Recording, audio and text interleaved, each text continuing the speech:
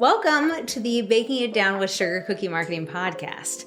We are going to be as chipper as we can because we are filming 2 episodes today because we will be at the beach next week. But we know you guys can't live without hearing these angelic who are we voices. to hold you back from your joy? You guys get us. You get one today, and then you get one scheduled for next Yes, week, versus missing a whole week. God forbid. God forbid. Yeah. So we are your hosts, Heather and Corey Miracle. Corey is your favorite, and Heather is your B+ team. Today I said to someone, or yesterday, I gave someone a credit card, and they said last name. I was like, "Oh, Miracle." And he's like, "Really?" And I said, "You've been blessed." I said that. It didn't go over well last time. Sometimes it hits, sometimes it doesn't. We're actually the admins. Do you hear your voice changing? We are actually the admins of a Facebook group called the Sugar Cookie Marketing Group. If you haven't joined, please do. What we decided way years ago when this podcast first started was I sometimes have so much work to do with my hands from making cookies, cake pops, macarons that I can't often just sit down and read the group. So I miss out on a lot of things. So what if we started a podcast? And this will be our 214th episode. 215th if you count the next one we're about to record. So, and if you guys are listening to this and you wonder what we look like, these are now uploaded to YouTube. You can go to YouTube and just search Sugar Cookie Marketing, and the playlist is called Watch the Baking It Down podcast. Nice. Hello to my husband who's watching this one for sure. Let me play with my hair. Okay, today we wanted to talk about, this will be a buildable thing. We'll come back to this, but I want to talk about pivot. And this is going to touch on some stuff we've already talked about, because that's what marketing is. It's repetitive.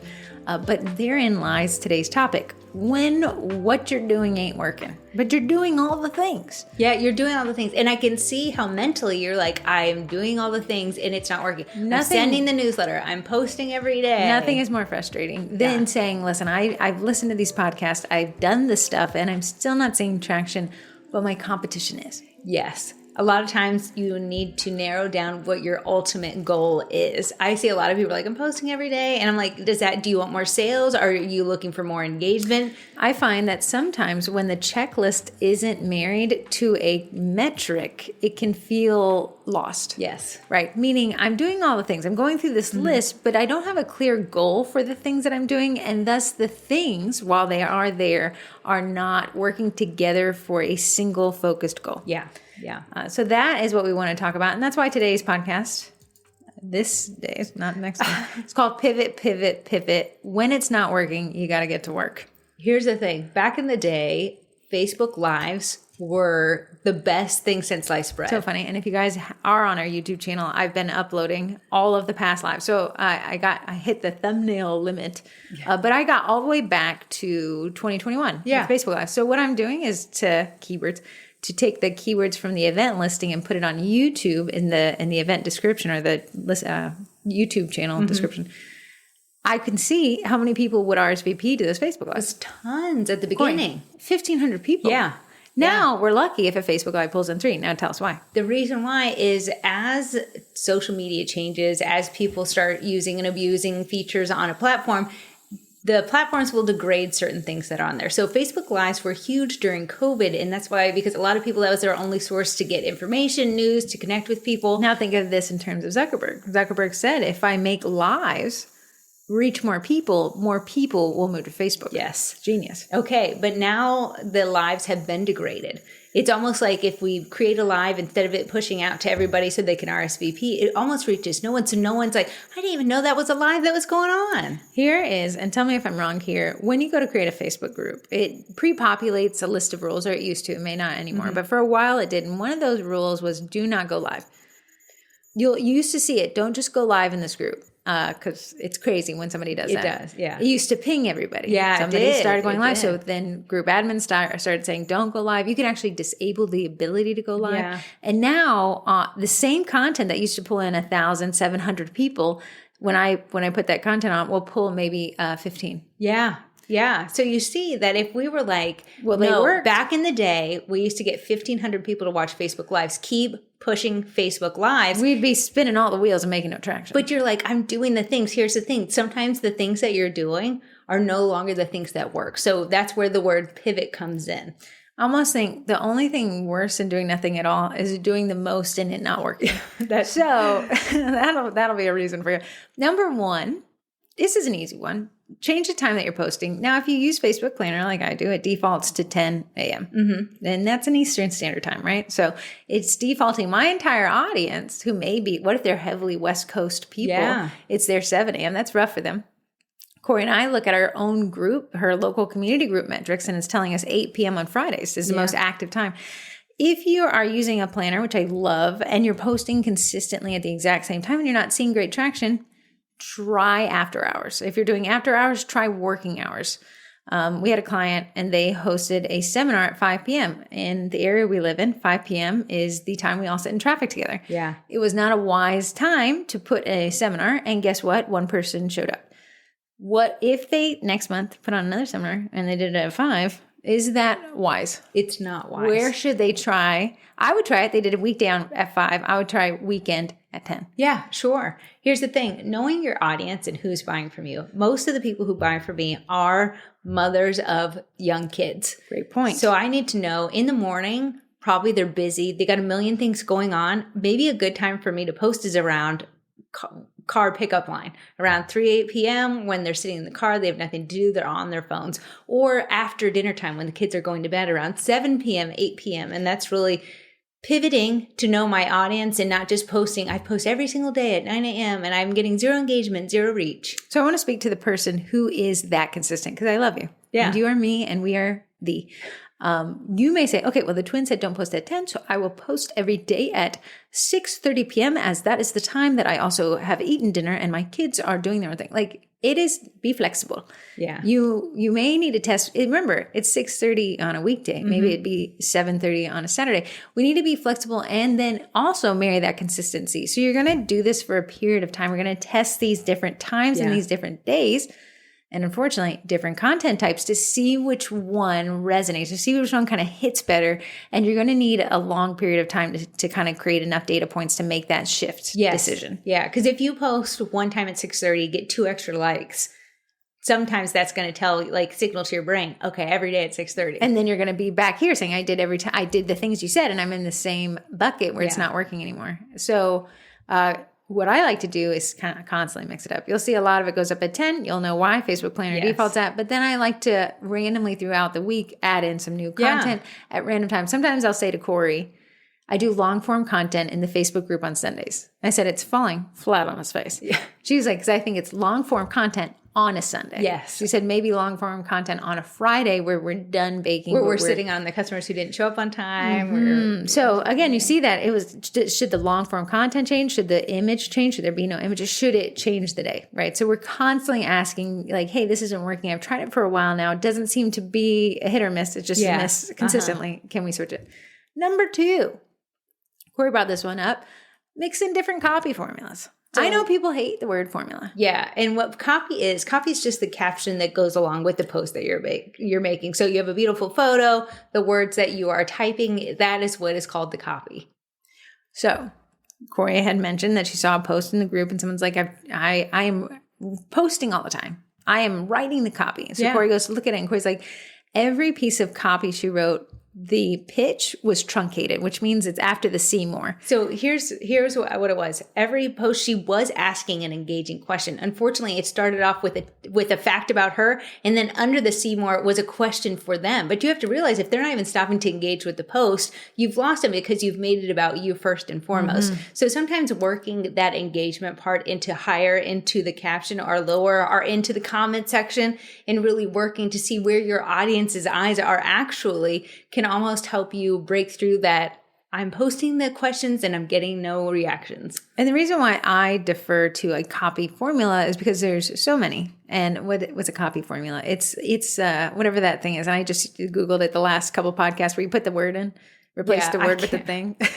An eagle lammer. I don't know what it's called. When you say, okay, AIDA, that's one I kind of like because it kind of covers all our bases. It's grab their attention, gain their interest, create a desire, and then give them an action to take. So you say, okay, well, I'm going to just do the AIDA formula forever. No, again, you, me, we, thee. We're not going to just repeat. We're going to mix in new stuff. So the pass formula, and then there's the before and after bridge. The before and after bridge is how infomercials are. Are you having a rough time getting your pants clean? and then you have the gray image, and then you say, with this product, your pans will always be clean. So we took a problem and we came to a solution, right? You can't do that. Don't know. Here's a before and after bridge for a cookier. Don't know what to get, the hard to buy for a mother-in-law? How about something that won't sit on her shelf and she'll love it? And it's custom made to the thing she uniquely likes. A set of custom cookies, blah, right? Yeah. If we can mix those in, maybe it'll make it'll make our copy more interesting. Yes. And that is switching it up. We love copy formulas because they really give you an outline to follow versus when you get there and you're like, oh, I don't know. Thanks, Billy, for turning 4, and that's what a lot of bakers end up going to. Thanks so much, Trisha, for your 73rd anniversary. And that's the biggest offender I see with really consistent people. Yeah. And it's hard for me to even punish the consistent because you're doing the thing. Yeah, because you're like, I'm running out of words. You're doing the most and you're getting the least. And I think that's unfair, but there's a small tweaks, these pivot tweaks that we could do. There's a local shop that me and Heather talk about. They go out of business every month. But what she's done is it's almost like she got hit with a ton of engagement when she first announced that she was going out of business. So she said, ooh, this content bucket, this caption, this thing works. What I like to call the strategy is a boy who called closed. Yeah. When you have a going out of business sale, you'll see there's furniture companies where you're talking about what's it called? Is it Ashley Furniture? There's so many, but the strategy is they hire these 3 cars, like 3 traffic cars, like cars you and I would buy off of the lot of CarMax. And they'll affix these permanent signs and it'll say going out of business sale. And these cars will just drive in traffic all day on Saturday and Sunday. It is a wild marketing tactic. But what happens is we're like going out of business. They got to clear out the showroom. Great sales. It's such a trope now. You know that there was no going out of business sale. Yeah. It's a going out of business sale strategy that works on newcomers who aren't familiar with I'm going to call it a scam. Yeah, it is. Right. Definitely a scam. But you'll see they're like, oh, I got so much engagement the first time I posted. Let me keep doing that. But you'll see each and every single time you reuse something over and over again, you're getting less and less. So while the AIDA formula is fantastic, overusing it every single time, you're going to see those numbers. And you're like, I don't know. I'm doing what the twin said. It's time to switch it up. PAS, problem, agitate, solution. And that's where you say, hey, do you have a problem? What if it was worse? Yeah. I can solve both of those. Yeah. And you can see that creates more interesting copy and that makes more interested audience members. Yeah. So while we do love someone who's dedicated and consistent. You are the person that can be molded into the final form. You are a Pokemon card that hasn't evolved all the way. You are halfway there. Yeah. You're doing the most. Now a small tweak and you'll see better results from that, which I think you're already there. Yeah. Moving on. You're going to hate this. Everyone hates this. If your photos aren't working, Reels it is. I want to say I have seen people's content. Here's the thing. Sometimes bakers overdo Reels and you'll just get it'll be a lot of decorating ASMR and you do get a lot of reach with that, which can grow your page, but it's growing your page with not the ideal audience. Again, so you're doing the most. You're doing the most. You're doing the thing. Yeah. If we're trying to grow a local audience, a good reel be going when you're at the farmer's market to take a quick video of what the parking situation looks like, or if the watermelon guy is there, because he's the most popular, everyone wants to know. Creating reels that are more locally focused, in addition to the ASMR videos, is going to help you. What I see most bakers do is they do the ASMR videos, get tons of reach, get page followers, and then it trickles off. And they're like, I don't know where my engagement is. I'm not getting any sales. I'm getting no reach. And it's because you've inflated your page growth number that when you finally post something for sale, they're like, well, I'm not interested in that. I was interested in the decorating videos. How unfair as a small business owner and marketer to do the thing we were told to, Reels, to create profit for the business and to create growth on our page, for it to turn around and not pat our pockets. You're right. And here's the one thing I will say. A lot of bakers do get offered the creator rewards program. So you got to say, what is their end goal here? Is their end goal of their Facebook page? Because we said goals are going to dictate what you do. Is their goals to get more local sales? Because if it is more local sales, you're not going to do so many ASMR decorating videos. If they're getting paid through the creator rewards program, maybe that is their end goal. I'm going to tell people who aren't familiar with TikTok what ASMR is. It's now kind of, you can extrapolate it to a bunch of different things where there's watching something that feels good to watch and you have no idea why. I will watch an auto detailing video. Yes. I will watch a carpet cleaning video. Yeah. I'll watch a hazmat cleanup. I'll never buy any of these things. Yeah. I will watch the video with you. I'll follow you. I'll watch everyone you said. And I become an impression that goes to pay these people, right? Yes. But that's their job. They'll do these free cleans, this mower, SB mowing on TikTok. He'll come in and he'll go to strangers' houses and their houses are overgrown, and he'll say, I have a YouTube channel. The views are what pays me. Can I mow your lawn? So he says it, case in point, I would like to do your lawn for free because I'm getting paid elsewhere. So you have to think like, oh, your favorite creator, your favorite cookie baker out there, which there's some big names. Where are they? Where do their goals lie? Because right here, I know you guys just had an idea. You're like, maybe that is where I'm going to take my business. It is ruthless. It is a content generating slave master that makes you turn the camera on every day. Someone in the cookie college was like, hey, I got invited to the Creator Fund. So should I accept it? And I said, you might want to, but don't make it your focus. If it's your focus, which they want it to be your focus. They do because you will stop selling locally. So here's the thing, Heather's saying they want it to be your focus. Meta's job is to keep people on the platform. If they could turn you into a content creator and you no longer make any local sales, that helps them. So they're making tons from advertisers and they're giving you a little token of that money through the Creator Rewards program. You got to think, do you want to focus your business on local sales or do you want to become a content creator? Because I will say, making a video takes forever. Yes. It does. Making a video people want to watch. Yeah. Then having to make 50 of those videos. A sad aside, I was in some car group or something, and there was this guy who had a performance shop. He's almost our age, if not younger than us. And he'd gotten diagnosed with melanoma cancer and had gone in and he said this, he said, I'm not going to, YouTube pays my bills. He said, but it requires so much from us that I knew I should have gone to the doctor earlier, but I have to put out a piece of well-edited, formatted content every Wednesday or YouTube punishes me that I just didn't have the time. Yeah. And now it's spread. Now he's got to shut down the YouTube channel anyways. So just understand, like, if that guy's like, I couldn't even go to the doctors when I knew I should have, that is what these systems want out of you. Yeah. So let's go back to Reels. You're like, girls, you just saw me do Reels and then you just beat me to a pulp about it. But it's to have a goal with the Reels. Right. So, okay. Now we want to say, okay, the Reels, well, you just said not to do ASMR content, but you said to do Reels. Where's the gap in between there? Like we said, hyper-local things. I'm going to the farmer's market here in Lake Ridge, Virginia. Here's all the vendors you'll need to check out. Corey will do it. She'll go to Yoder's Dutch Delight, a new donut shop that opened. And then she'll be able to tell people on her page, guys, you got to check out Yoder's Dutch Delights if you just need a quick fix. And I'm your cookie girl. And trust me, I know a good dessert. The people who are watching that video, who resonate with that video, who'll stick around to the end of that video are local people because Yoder's Dutch Delights is only located near my house. Right. So that's the goal behind that, is still creating local content. Another one, if you're like, I really don't like to leave my house, you setting up for a pop-up outside of your house, you packing the DIY kits for the orders tomorrow. This is all good content that feeds the goal of more local cookie sales, becoming the local cookie baker, being identifiable by my local audience. TikTok popular, right? This guy shows up on my feed. He's in Annandale, Eden Center, ordering pho or whatever. So I save the video, follow the guy. I'm like, a guy exploring Eden Center. I'd love this. Click on his profile. No, he drives across America. I know exactly. So I save the video. I unfollow the guy, but not because he wasn't good content, because I'll never be where his next video is. He went to a couple restaurants in the year. I will try them out. So again, that content, who do I want to follow me? Who do I want to reach? It would be cool to say you have 1 million followers. Sure. But the people who have 1 million followers have blood, sweat, and tears earned this never-ending taskmaster. Yeah.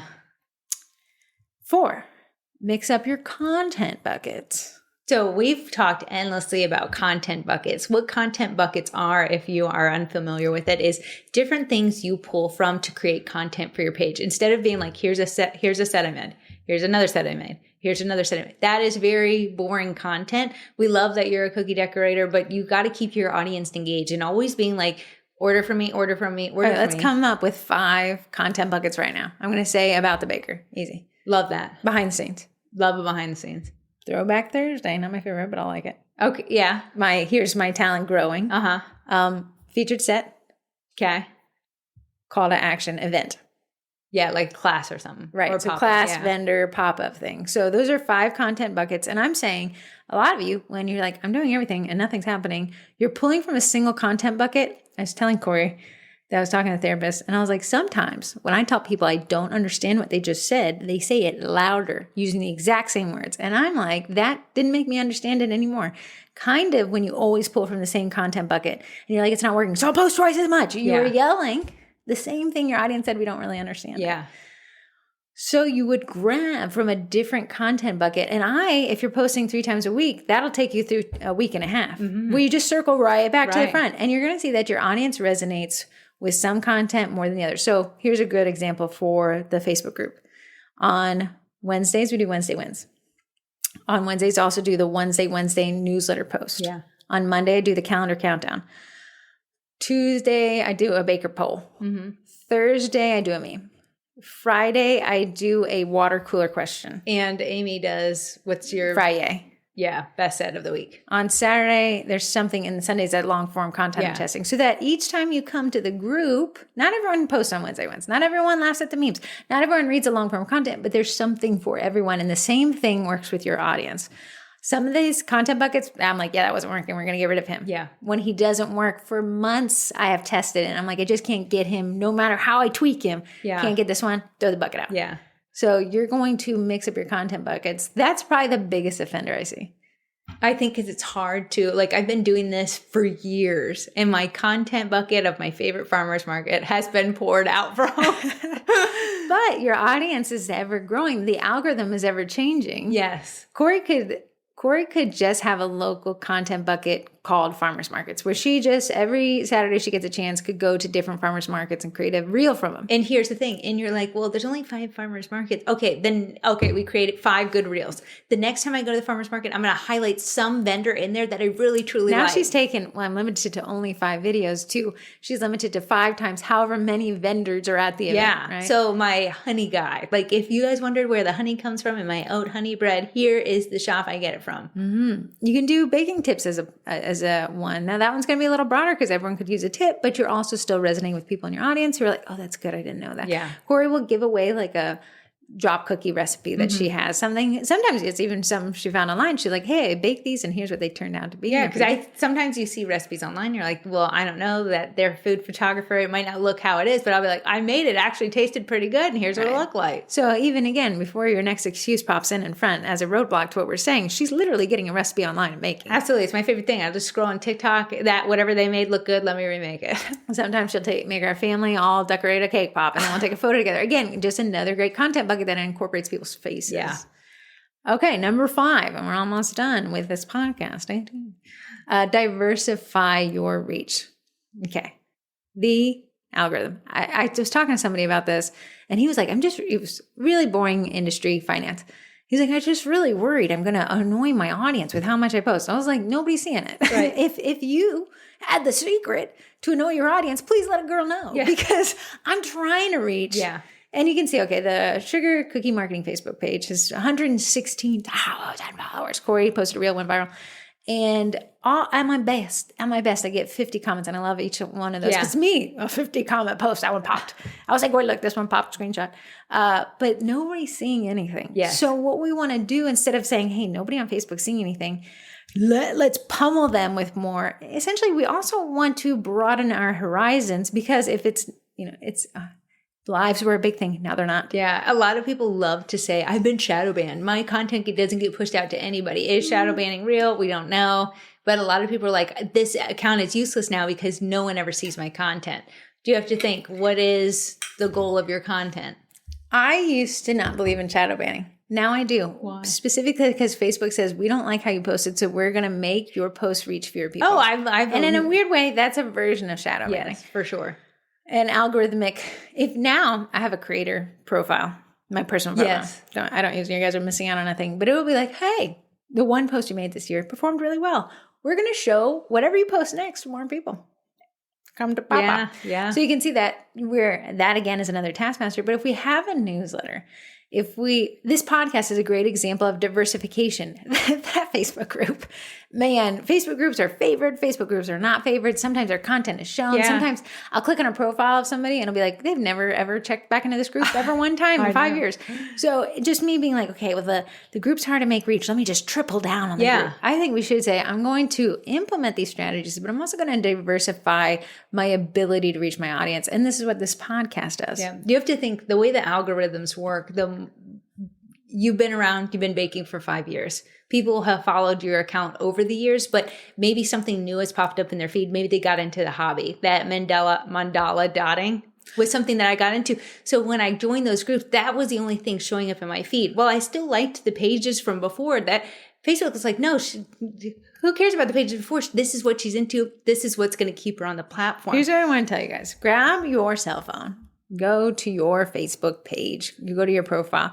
Click on the hamburger menu. I'm on an Android. And scroll down to groups. And you'll see just how many groups you're in that you are not shown content from anymore that you've forgotten about. Now, before you leave the group, click on it. Click on the group and like the most recent post, regardless of what it is. Unless it's about like murder. Don't do that. But like if it's a hobby, if it's a mandala rock dot, go heart the most recent rock post and say, this is great. You'll suddenly see that post, that content from that group reaches your feed again. Because you're indicating to Meta, hey, this is what I want to show in my feed. It'll keep me here to see your ads if you show me this. So you have to think, your audience is the same thing as you. They've joined groups, they've liked pages, and your page has now fallen out of their feed. And it's because maybe you're so consistent with the wrong content that it's never bringing them back in. So with these small tweaks will help get more of those people engaged, but some of them are just too far out of our reach, right? Here's a great example of how we use this podcast and all the avenues. So we record the podcast and I upload it to a host called Buzzsprout and pushes it to all the podcast players you know. Don't stop there. I'll actually, before I post, tonight on the page, the Facebook page, I'll post a screenshot of the free transfer sheet you'll get if you sign up for the Wednesday newsletter that goes out the next day. What's the Wednesday newsletter about? It's about the podcast. That content in the Wednesday newsletter, I'll post to our Instagram, a Facebook page, a Facebook group. And that repeats itself every week. And from those, I'll share it to the stories because some people only envelop their content via stories. And it goes to YouTube. So you see that unfortunately, most of us use Gmail. So we're using Gmail and we're using YouTube, owned by Alphabet or Google. And then we use Meta. We use the Facebook page, Facebook groups, Instagram. We also use newsletters, Gmail. Right. Stuff like that. So you can see that it's all encompassing and every week is a battle. But you're going to think, wow, twins, you must have bazillions of listens every single week. We don't. Fight for every single one of them. Week after week, because you're consistent, but you have to be consistent. And then within that content, we're testing out new ways to see if we can get somebody to be interested. Yeah. So Heather used to post like a different graphic, and then recently she changed to kind of what's trending, those little Apple Notes. Yeah, Apple Notes, which is just Please know, I don't own an iProduct, so I had to make the Apple Notes in Photoshop. But what she's doing is we're testing creatives, which that means the photo, if it's video that we need to do, if it's a soundbite, a screen grab from YouTube, to get people to click, because people do grow disinterested in the same content over and over and over again. And it's nothing about you. It's not that they don't like you. It's that you've fallen out of their feed because something just a little bit more interesting has found its way into there. Missing one. I post all of the Wednesday newsletters to the website. Yeah. So it is, you can just see how when nothing's working, it all kind of needs to work together. And then within each of those avenues, you got to make it, you got to tweak it, pivot. And what works today won't work tomorrow. And what worked 10 years ago may work tomorrow. Oddly. It's how these platforms are ever changing. I've seen cookie content accounts who've grown hundreds of thousands of followers, but their posts will have 11 likes on it. And it's because they're doing the same thing. The thing they did 5 years ago, they're doing the same thing today. Let me tell you, I've been in marketing since I was 21. You've been in marketing and sales for as long. But back when you and I first started, 2017, we started working together. Yeah. You could still buy followers and it would make a ton of sense. Yeah. Oh, absolutely. Because there was not this heavy algorithm that was weighing this engagement rate. Instead, it was this social proof. And everything was chronological. So at the end of the day, I still could get some likes. And if you guys don't remember the beautiful heyday that was chronological ordering, it meant that every time you posted, if I posted at 2:30, everyone who checked their feed and scrolled back to what happened at 2:30 would see my post regardless regardless of the content. Yeah. Now that exists no longer. There's not one. Question, better or worse? Better for the end user. Because imagine today when everyone, all these small businesses are Facebook, and they're like, if I got in the feed, guaranteed, I'm just going to pummel you with sales. Absolutely. And I see them all the time. And the thing is, someone posted there's these business groups around Northern Virginia, and they're called the Social Collectives. And one of the admins posted today, I will learn more about you from you engaging with a morning post than I ever would from you dropping a sales post. Mm-hmm. And it's true, because you're like, I just want to the people who are constantly sharing their sales posts to all these groups. They're probably shared it in 20 different groups, but have seen zero uptick in anything. And here's what I want to say. The reason why that was okay at the beginning is because Facebook was about personal profiles and your profile and our relationship. And if you said something, I'd be like, I want to say what Corey said at 2:30. When it switched to an external connection, meaning I can connect with a business or these groups or just this random ravioli showing up in my feed, it needed the algorithm to limit, because then I'm not seeing what happened. You said it, dude. Absolutely. So instead of just making it so you're like, wow, I'm just over inundated by content I don't want to see, you're telling Meta and these platforms, here's the content I want to see. And they're saying, great, that is the only content we're going to show you. So if you are a baker and your page has fallen out of those feeds, we got to get a little creative so we can get back in there. Mm-hmm. And that's why people track trends. Sometimes the trends can resuscitate you. They're kind of hard to follow, because you got to extrapolate what the trend is and apply it to your business. And that takes some brain sales. Send them brain sales. Yeah. So that is the recap. So just to go through the list again, and this is great to implement if you're frustrated or you're like, I'm fine now, but when I get back to really baking, I do get frustrated. This is something to keep in your back pocket. 1, change your time of posting. Very easy thing to structure there. Change the time, change the day. See, mix it up. We're being cognizant and testing it, though. We're not just going to choose a random time and hope for the best. Post it. There we go. Yeah. 2, use different copy formulas. If you don't use copy formulas at all and you're frustrated, try a couple copy formulas. AIDA, before and after bridge, the problem, agitate, solution. There's so many. You find one that resonates with you. Photos not hitting. We're living in a Reels world. Yeah. Try a few Reels. That doesn't mean abandon photos altogether. That means mix in new content. Content buckets. Now, we talked about content type. Content buckets, the Reel and the photo can both move into the same bucket. Mm-hmm. And that bucket could be the Farmer's Market Challenge. It's a great one. We're moving into Farmer's Market season. Saw the fireworks booth being put out. Tell me where all the fireworks booths are. Heather made me do a content bucket. Our favorite waitress at California Pizza Kitchen is moving away to Disney World. Can't even hate her. So what Heather made me do was she said, bake her some cookies. I'll take a picture of you with her before she leaves. And that's a whole content bucket that I can use. 1, we really like California Pizza Kitchen. 2, this has been our waitress for 2 years. Yes, we have long-term relationships with our waitresses and our wait staff. My favorite thing, they fight over us when we get there. Yeah. And then 3, it mirrored. 1, Corey turned the California Pizza Kitchen cookie into a cookie logo. And then she took Disney's head, the Mickey Mouse head, and turned it into a pizza kitchen.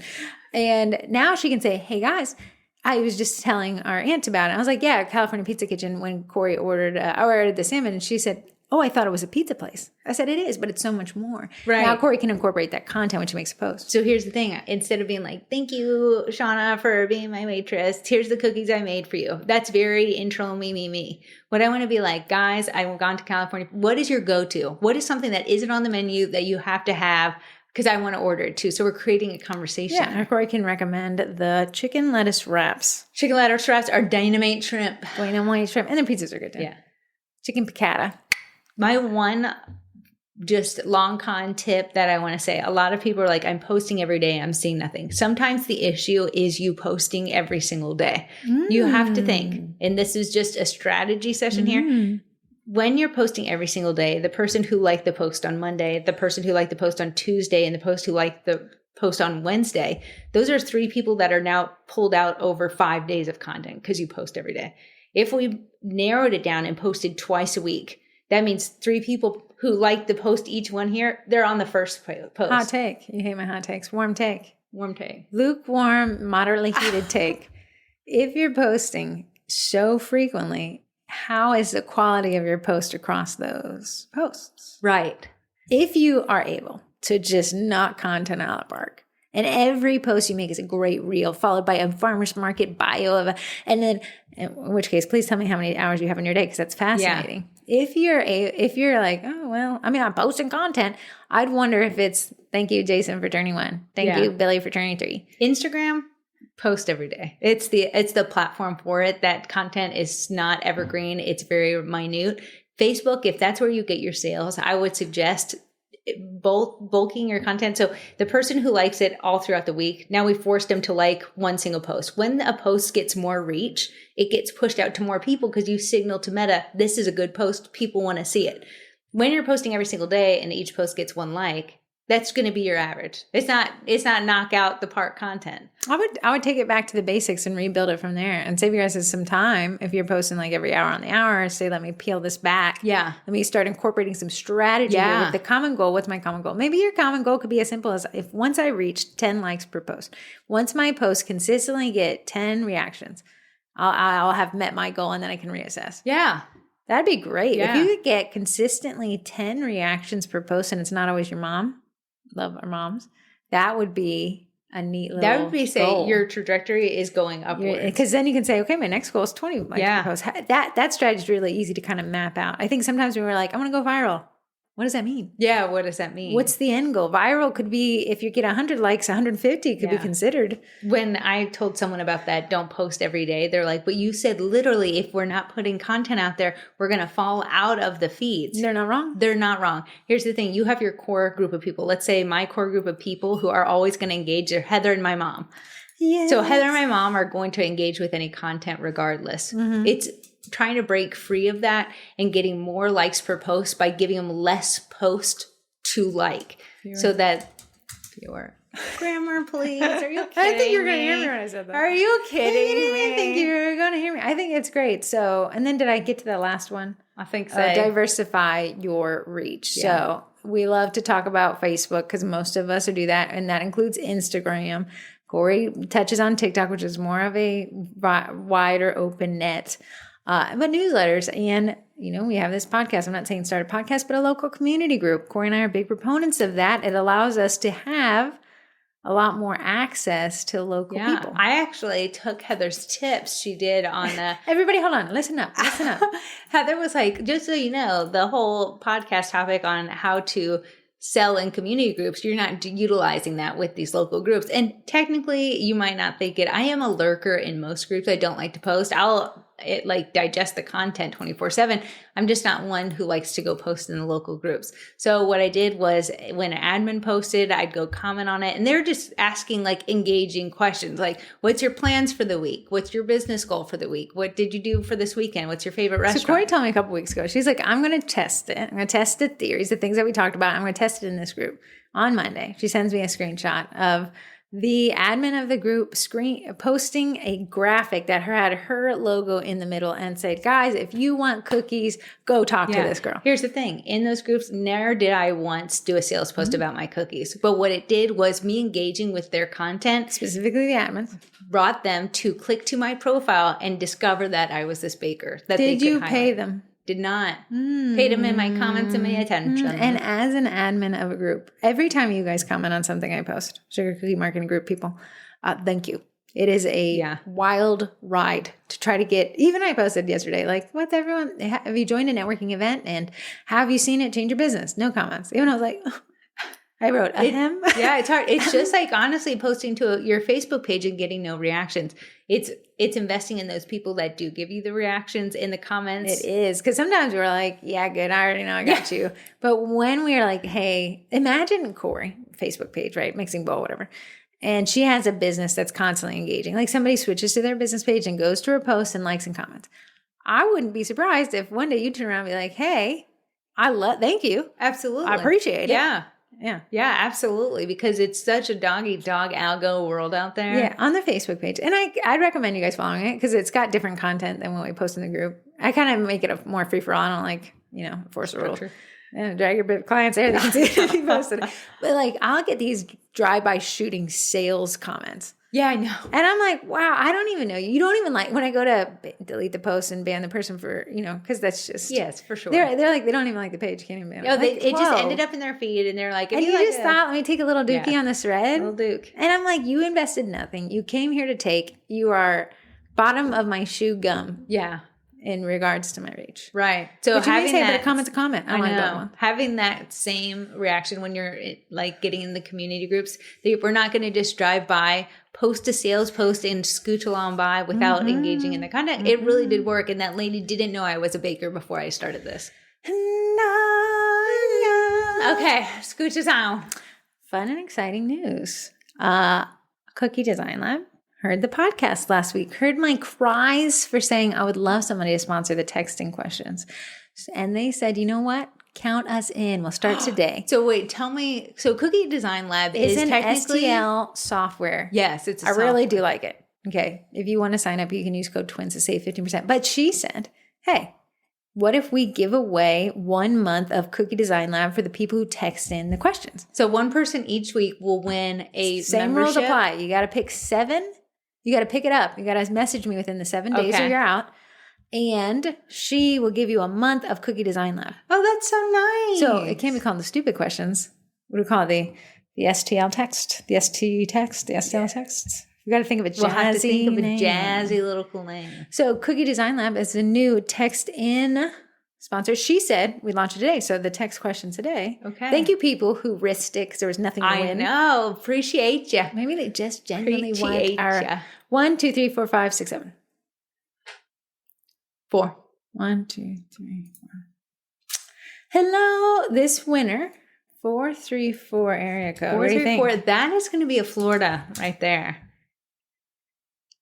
It's Virginia. Oh, 434. I don't Lynchburg, Charlottesville, and Danville. There. Hello, neighbor. Hello, my southern neighbor. Hello. Adding to the what to do in June and July to prep for the holidays, can you please add a segment of year-end review? Tasks that if we had a fiscal year ending in June 30th. Okay, that was confusing. So her fiscal year, remember fiscal year is your financial year. Yeah. So she's like, it starts in June and it ends in June. That's her 12 months. I see. A lot of times fiscal years start in January, end in January.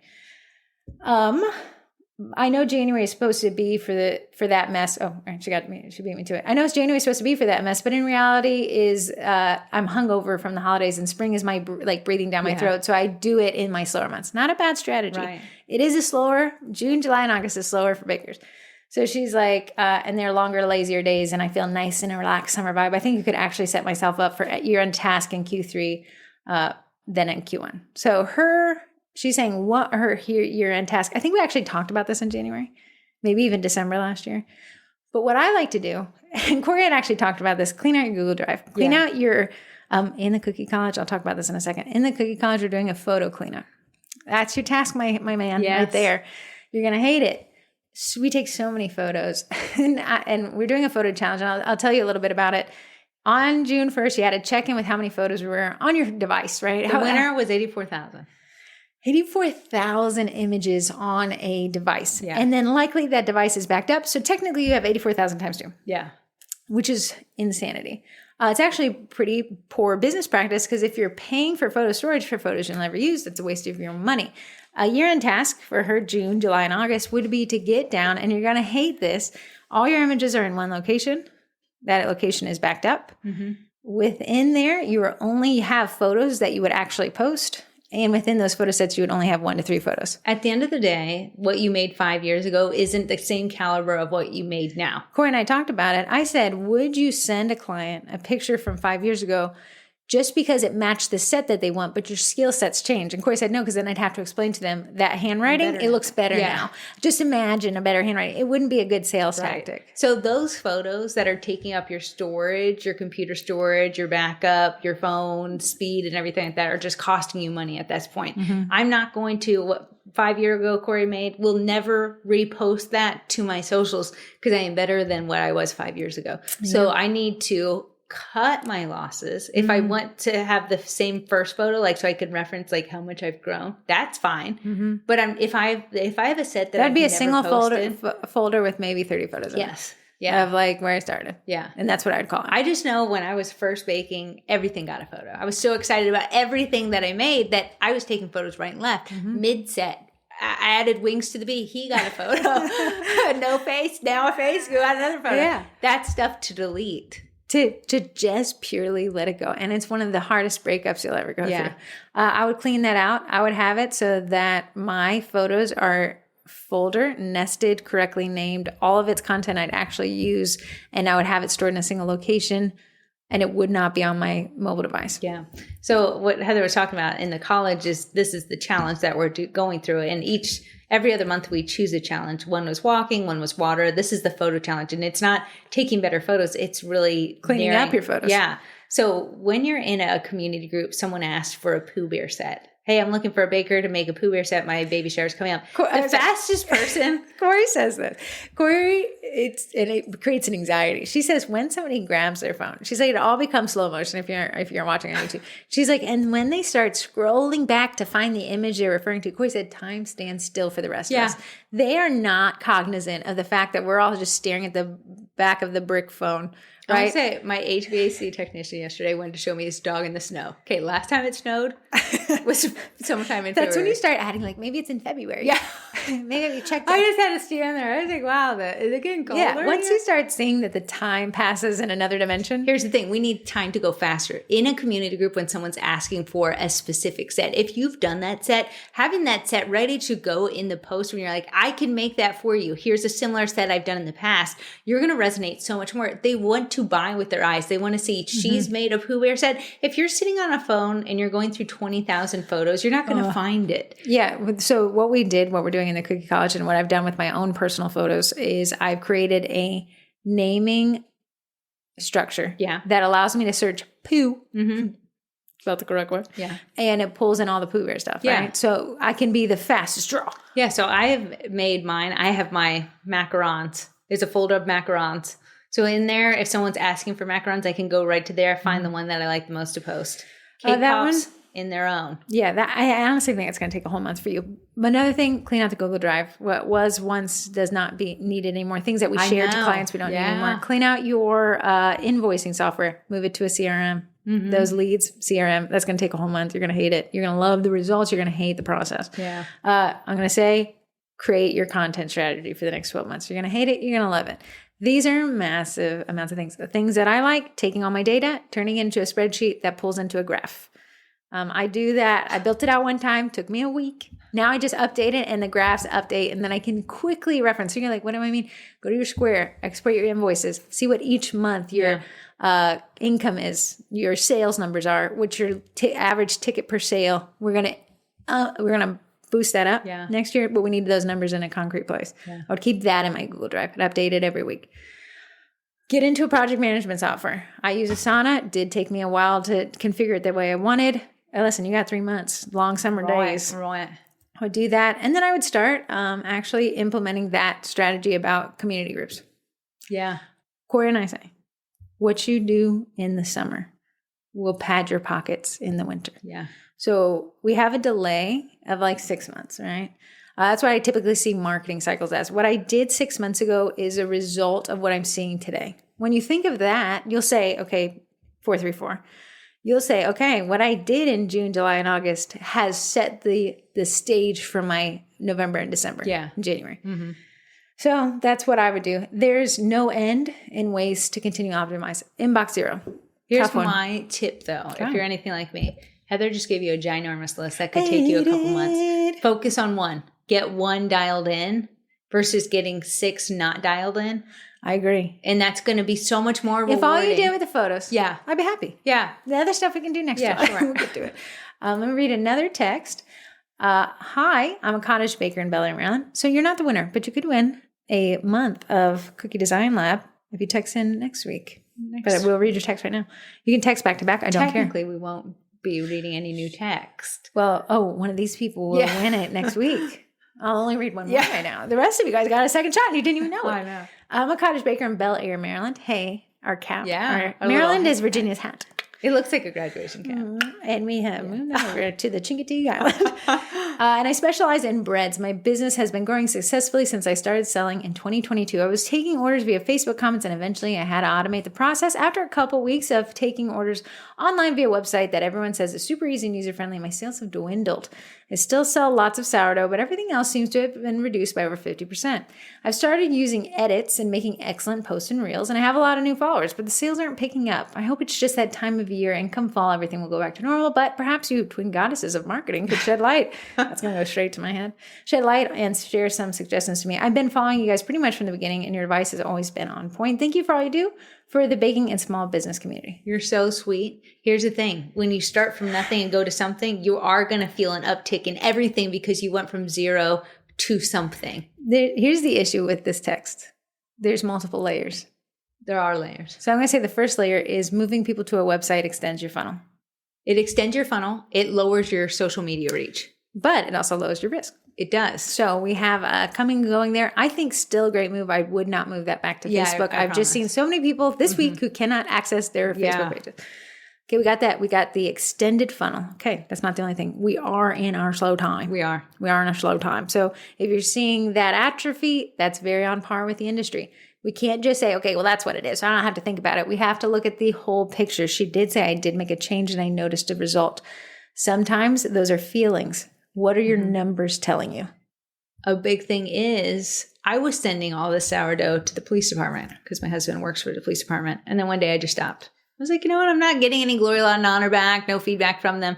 This week, they said, where are those cookies? Having limited drops can create that fervor back in the business. Instead of having the sourdough chocolate chip cookies on the menu all the time, what if we limit, hey, you're getting a limited drop. I only offer this 3 times per year. Now you're creating FOMO around these things that have cut the 50% of the. So she's using promotions to kind of resuscitate some weaknesses here. Now, here's my question. Here's what I would say, that the website's not the culprit.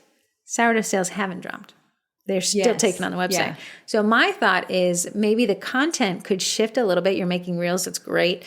Are you only featuring sourdough in those reels? Let's diminish. Sourdough's strong. So let's diminish that and let's increase the weaker products if we want to sell them. What you're going to feel, though, is sourdough bread in general gets more engagement because people love to think sourdough bread. Also a lower price point in regards to what custom does. Yes, absolutely. So when you make your content shift from the breads to maybe the cookies, you're going to see a drop in that engagement. And that's going to feel like maybe I'm doing this wrong. Now 2 things are down. Yeah, but what we're doing is we're something that is high. We're bringing down something low to bring it back to high. Thoughts on this? She's clearly selling sourdough. It's increased. Yeah. Give the sourdough people a sample of something that's not selling. Absolutely. Right. So you can see that we can't really diagnose exactly. We can create, and these are why I do use graphs. We can create graphs to kind of see what those numbers actually are. We can create notes within our graphs to say, here's where I pivoted, here's where the what. But it's a cohesive approach because she is right. Everything gets slower. Are you yawning in your closed mouth? Yeah. You have to not. That was appropriate. Your mouth is wide open, closed. Everything kind of shifts at one time. The chess pieces are moving in a game. It's like we're, like one cookie turntable. We put the chessboard on a cookie turntable and we're trying to play, and it's also dark and it's raining. And it's hard to see which pieces we should move when we're also blindfolded, and we're trying to say, okay, did the website because of the sourdough orders didn't tank, something shifted there. I think we're looking at industry. I think we're looking at content focus, like industry and time of year. Content focus may have. I'm going to say when you have something that's selling so good, you're going to focus on that. And then your audience, your bread audience, people who buy sourdough and people who buy sugar cookies are different people to me. They are. I love both. And you'll see both in my gullet at any given time. But the sourdough people, I'm like, you like how your stomach feels. You like your stomach lining to be healthy. You like bread, delicious. The people who are like sugar cookies, I'm like, you're also my people. You like sugar at all times. To me, I feel like people who buy bread internal. I want to eat something that is good for me. Cookies external. I'm bringing this to an event. So maybe you could create some content buckets. Do not stop posting about sourdough. Yeah. But let's strengthen up the weaker buckets and say, by giving them more airtime, you are going to see a little bit drop in engagement because it's not something that we're creating an audience that actually isn't there. I wonder if your audience has dwindled or they have thought you shifted and don't sell it anymore. And I'm also curious, are you doing markets, weekly drops, or is this custom order? Yeah, so there's some questions. Unfortunately, like they always say, in marketing, the answer is it depends. And it depends what I would do if this is a slower time. You're in Virginia, so it was also be muggy for you. Oh, I'm sorry, this is muggy. We're all on the East Coast here. We're all sweating. I would say the next couple months, try to focus on that other side. Just build it up before we get into the What do you want your December to look like? Yeah. Whatever that is, focus on it now. I would not blame your website. Websites have only been known to increase trust, to increase order process. It increases your funnel. Hate that, but I love the fact that it keeps everything more organized. And professional, Tell us. Okay. Thank you so much for texting in. Thank you so much. Thank you so much for Cookie Design Lab. Yeah. Code TWINS for 15% off. You can buy it by the month. I really like it. It's a really, really, really easy way to make a cookie cutter. For people wondering, I did not call Heather to help me set up my Bamboo, but I did incentivize her to come to my house. When Corey finally uses the printer I set up, configured, and loaded with filament. It's got a nice little spot. When she does, I will be setting her up on Cookie Design, which I have an account with. Very quick, easy way to make a cookie cutter. Nice. I was in Fusion yesterday because I needed to make a cookie cutter. Take that off the table. I need to drink a big It's old so gulp. close. You spilled down your shirt. You don't even know. I'm telling you, most of this water is absorbed by my shirt. This is that thing. If you guys want to get the Twinterest last on, this water thing has kicked my butt. Yeah. But I am drinking more water than I've ever drunk. More water. Okay. Cookie Design Lab, 15% off, code TWINS, but text in 571-556-5644. And I want to say thank you, Cookie Design Lab, for stepping on it.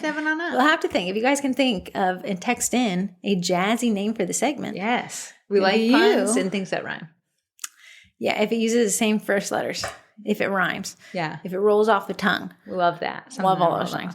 Tell us about the Cookie College. What's coming? The Cookie College. So what the Cookie College is a membership. If you are looking to do everything we just mentioned in the podcast, you want ideas of content to post, that's a great place to get it. If you want to know how to get to inbox zero, that's a great place to get it. There's courses in there designed to make you more efficient in your business. It is not a baking membership. There is no baking. You do get my recipes and things like that. It is more business bakery focused.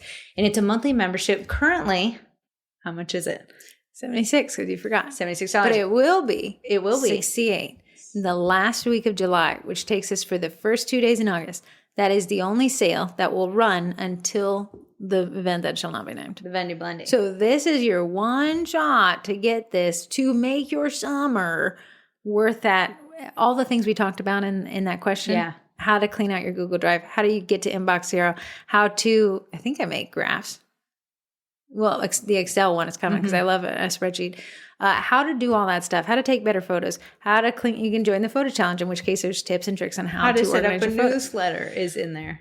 That will be the only week. Now, if you're like, girls, I was going to sign up now, you can sign up now. You can get all this content now. You'll get the 4th of July class when it drops this week now. And come that sales week, you can switch your plan to grandfather yourself into that sales price, which you could maintain until the event that shall not be named. Right. So that is what's going down now. Corey has a very cute setup for the Independence Day, 4th of July class. Very, very cute. I had to print out the cutters last night. It's adorable. Very, very cute. Very cute. I'm working on a digital download. Corey seemed to think it was very I thought it was creative. adorable. The digital downloads is a membership. It's also included in the Cookie College, but it's also it's standalone. If you're interested, it's $10 a month. Cancel anytime, but you get all the content that's been posted. Yeah. The digital downloads is a cookie cutter STL.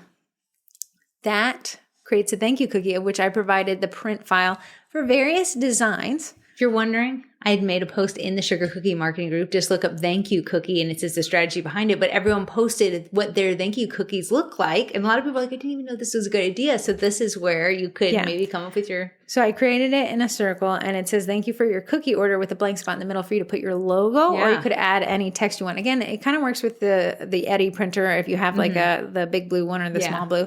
There's so many. You could even do it on wafer paper if you want to. Do it on wafer paper. This is just so, and then there's a Halloween one, a Christmas one, a cutesy one, a school one. And you can just print that same thing on each of these cookies so that this thank you cutter is themed but could last all year. Yeah, very, very cute. It's all right here in the schnoggin. Moving on to our sponsors. Without them, this wouldn't be a thing. No, I'm sorry. We have 2 Facebook Lives. Oh, you're right. This week. We have a Facebook Live. Today's Tuesday, so tomorrow's Wednesday. You guys asked. Flip Insurance took forever to answer, but they got through. So Flip Insurance, if you don't know, it's the insurance that most cottage bakers add on to their house policy. Like it's a separate policy, but it covers the liability of cottage baking in your house. So if someone gets sick off of your cookies, if someone trips on your stoop, these are the things that you would contact your food liability insurance program. And that's something that they would cover. So there's so many questions around it. And there's always so many questions around insurance. How much do I need? When do I need it? Can I take a break from it? That's what he's going to answer in this tell all. It's Grant and his friend, and the friend has been working there for a long time. So I'm excited because I think there's so many Q&A that people want to go down. That'll be tomorrow, the 4th at 3 p.m. Eastern. I told Grant, please send me the video. I'll upload it to our YouTube channel and the Facebook Live. So all those, because Facebook's depreciated Facebook Live so much that they get deleted in 30 days. So they live forever on YouTube if they send them to me. Then on Saturday, this Saturday, so that is Saturday the 7th, at 12 p.m. Eastern, getting Google reviews with Eddie. This girl has turned Eddie into a powerhouse of Google reviews, which has great rankability. Yeah. So you can catch those too. Which is fantastic. Can't wait. Can't wait. Next up, without the sponsors, this wouldn't be a podcast. First and foremost, we have Royal Batch by Bakety Bake. What is Royal Batch? It is a meringue powder. If you're making royal icing, the key ingredient is meringue powder. Genie's Dreams, apparently, people cannot find it. I've seen so many posts. I saw a post. I think they canceled a big order. Like a giant thing. It was a giant order. It said the word 30. Was it 30 million pounds? Yeah, 30 million. I think it was like 30,000 pounds. It was something. Or it could be 3,000 pounds. It was a lot of threes in there. Yeah. So if you're not able to find Genie's Dreams and you were freaking out, here's the thing. This is your time to try Royal Batch. I have posted my recipe in the Baking with Sugar Cookie marketing group. The meringue powder already has vanilla extract in it. You can add more or a different one if you want to. It has white food coloring in it, so it whips up bright white. You're not going to have any off cream color thing. You don't even need to add it if you don't want to. And it has corn syrup in it to give it a softer bite. So you don't have to add that. If you wanted to, you can always add it into that.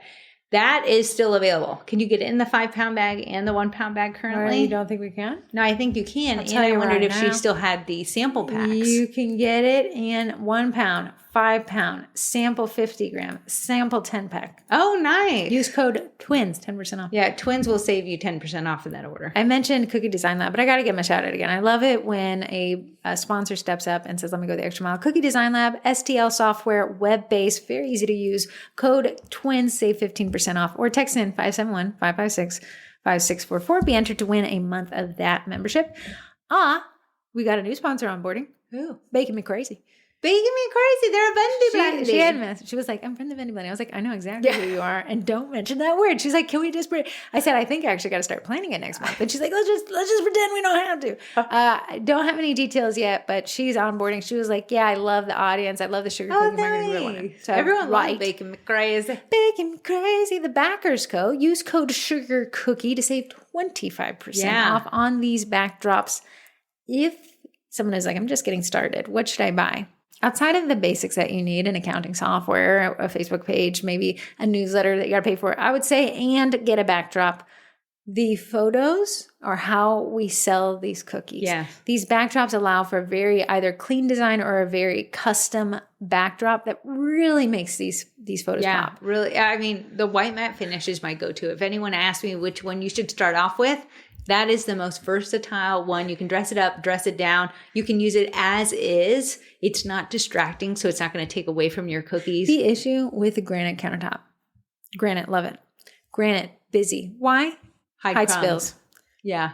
Busy takes away from picture. It does. It does. So if you're using your granite countertop, you haven't tasted the sweet nectar of a discounted Backers Co. backdrop. Use code Sugar Cookie, 25% off.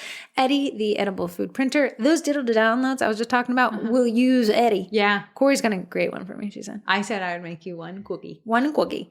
You can print on a cookie. So when I say I created a thank you cookie with 5 print templates you can use and then add your logo to the center. And you're like, printing ink, someone's going to get sick. No, the same food coloring that colors your icing into colors, that is edible food coloring. It's the same thing that comes out of this printer head.